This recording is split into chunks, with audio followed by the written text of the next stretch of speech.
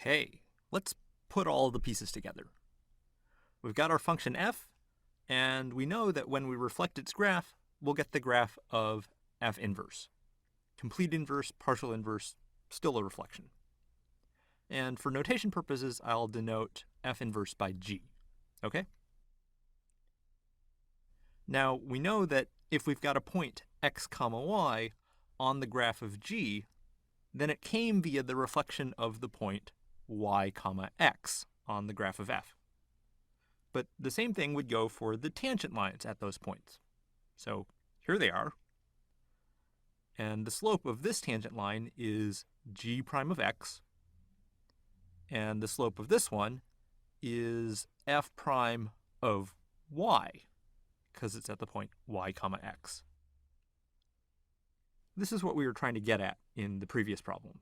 F prime of y and g prime of x are related because they're the slopes of these two lines, which are reflections of one another.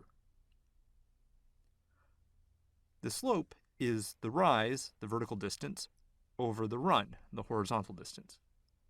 But up on the other line, those values get swapped. The horizontal distance here is equal to the vertical from before, whereas the vertical here is equal to the horizontal from before. And that tells us that the two slopes are reciprocals.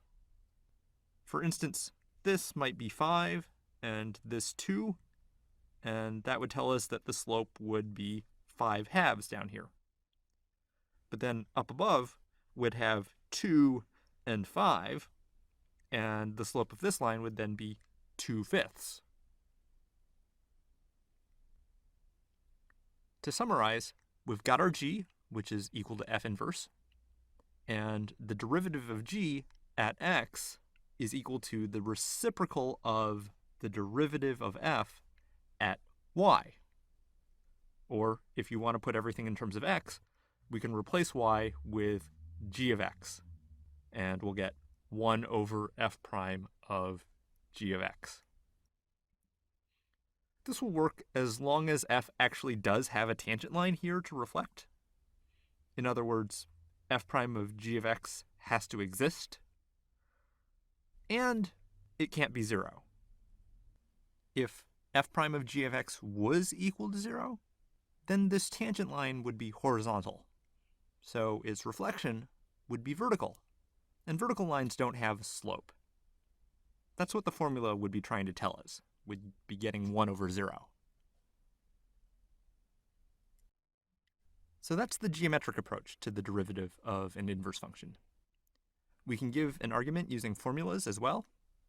We can start with this equation, f of g of x equals x for all x. And we know that that's true by the definition of inverse functions.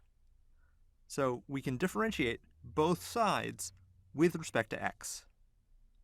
On the right, we're getting d dx of x, which is just 1. And on the left, well, that's a composition, so we can use the chain rule. Now, we're presuming that f and g are differentiable here. But assuming that, we get the derivative of the outer function applied to the inner, and that's f prime of g of x, times the derivative of the inner function, g prime of x. And then, if you solve for g prime of x, you get 1 over f prime of g of x. Exactly what we got before. Hooray! This was a bit shorter than the geometric argument, but the geometric picture has a lot of really good intuition, and we hope you're able to get comfortable with both arguments. In any case, we now have our formula for the derivative of an inverse function. And it works whether g is a complete inverse of a one-to-one function or just a partial inverse. We have a few questions for you, and then when you come back, we'll cap everything off and calculate the derivatives of the inverse trig functions.